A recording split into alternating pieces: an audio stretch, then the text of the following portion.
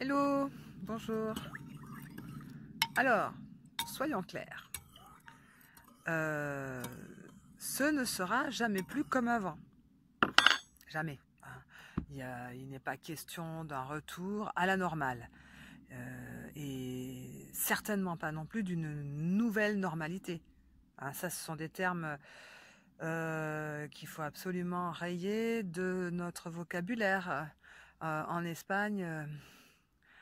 dès les premiers jours du déconfinement, ils nous ont sorti des petits fascicules, tout mignons, avec des petits personnages, tout souriants, tout les petites bouilles rondes et tout, machin, avec marqué les gestes de la nueva normalidad, hein, ou avec la distance sociale, le petit masque, tout gentil, tout guilleret, nueva normalidad, nueva anormalidad, nueva normalidad. Mais certainement pas. Certainement pas. Ça, c'est vraiment un truc qui m'a fait pousser les poils dans la nuque, là. C'est horrible. Non. Non, non, non. Il n'est pas question de ça. Porter un masque, ça n'a jamais été dans quelque chose que l'humanité peut envisager. C'est un truc de fou. Hein. Je pense que vous avez tous vu la petite vidéo qui a été partagée des milliers de fois sur les réseaux sociaux des... Comment ils s'appellent là, les nuls. C'est ça, c'est les guignols de l'info, voilà, les guignols de l'info avec Stallone et je crois que c'est Chuck Norris. On va leur dire de porter des petits papiers, des petits mouchoirs en papier là, puis on va leur dire que ça va les protéger d'un virus. Mais tu crois qu'ils sont assez cons pour le croire? Ça, c'était en 2009, hein. Ouais, je suis sûr et tout. Puis t'as derrière, tu as la ministre de la Santé, comment elle s'appelait déjà? Merde, ça y est, j'ai un trou. Je vois sa tête. Bachelot, Jocelyne Bachelot. Oui, si, moi j'en veux 65 millions. Voilà, donc il y a quand même... Bon, faut pas les prendre pour des guignols, hein, tout ceci a un sens, bien évidemment. Mais en tout cas, il n'y a rien de normal dans le port du masque. Et il faut bien vous mettre dans la tête que non. Bah non, ça ne redeviendra jamais comme avant. Voilà, c'était avant. Et ce sera jamais plus comme avant. On va de l'avant. On va toujours devant. Et il faut réinventer un monde. Il faut réenchanter ce monde. Voilà, nous devons trouver des manières de créer quelque chose de nouveau. Et ben voilà, profitons-en. En fait, ça fait des années qu'on nous met en garde, qu'on nous prévient, que voilà, on est face à un mur. Voilà, Pablo Servigne avec la collapsologie. Voilà, il y a plein de gens qui mettent en garde. Bon, il y avait Haroun Tazieff, un des premiers. Enfin bref, il y a vraiment un gros problème avec des gros risques dans la façon dont nous vivons. Voilà, il y a très longtemps que certains se sont déjà aperçus de ce que ça pouvait donner. D'autres se sont aperçus de ce que ça pouvait rapporter. Voilà, toute l'industrie, toute la révolution industrielle de l'après-guerre c'est frotter les mains de ce que ça pouvait être de cette croissance d'une façon exponentielle avec l'obsolescence qui a été inventée, l'obsolescence programmée de tous les objets qu'on achète. Waouh, c'était merveilleux. Mais bon, voilà, il fallait y penser avant. Je pense qu'il y en a qui le savaient déjà très bien. Mais nous, en tant que consommateurs, on s'est rué dessus. Je veux dire, moi, je jette la pierre à personne. Hein. Moi, je me suis réveillée en 2011 de ma torpeur. Hein. Moi aussi, quand j'étais jeune, j'adorais acheter des choses, voilà, avec l'argent que je gagnais. Je me souviens, mon premier job, c'était étalagiste. Je travaillais pour une boîte qui s'appelle Etam. Et je me souviens des réunions avec les commerciaux qui nous disaient ah ben nous avons inventé le prêt à jeter. Le prêt à jeter. Hein, c'était un petit jeu de mots, haha, tout le monde a gloussé dans la salle. Le prêt-à-porter, donc lui, il appelait ça du prêt-à-jeter. Ça montre bien l'état d'esprit des commerciaux aux dents longues qui voient dans ces nouvelles habitudes de consommation de quoi exploiter voilà, des pauvres gens avec leur pauvre argent. Mm. Mais bon, donc là, nous sommes enfin arrivés au moment de basculement.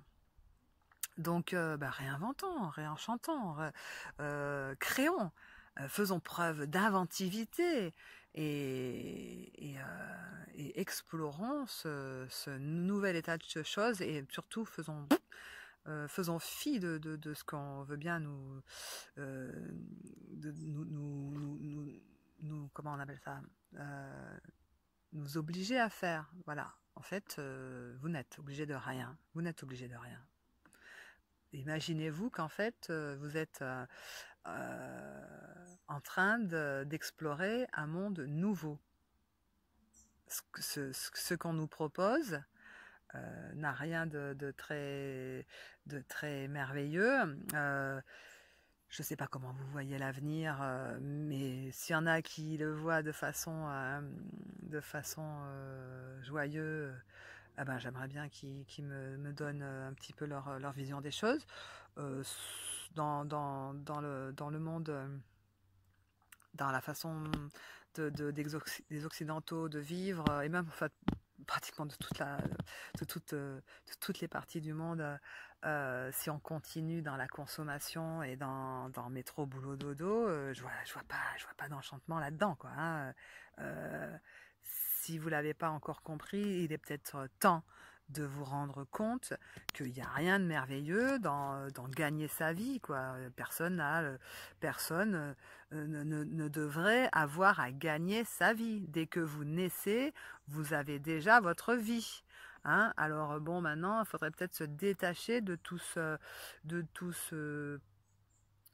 ces protocoles gluants qu'on nous a apposés dès la naissance, hein, puisqu'avec voilà, la déclaration de naissance, déjà avec votre nom et tout ce qui va avec le package administratif et juridique qu'on vous colle sur votre nom de famille et votre prénom, acte de naissance, paf, à la acté. Hein, je ne sais pas si vous avez déjà un petit peu regardé des gens qui vont vous parler de l'escroquerie du nom de famille. Et ça date de la Révolution française, qui était déjà une escroquerie en tant que telle, en fait. Hein.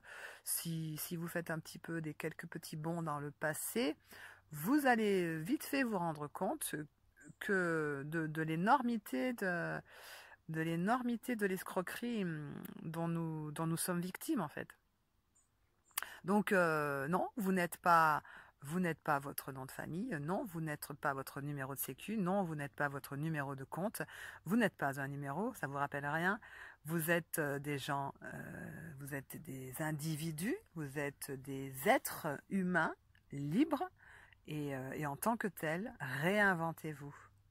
Prenez cette opportunité qui nous est présentée de nous réinventer, de sentir au fond de nous qui nous sommes.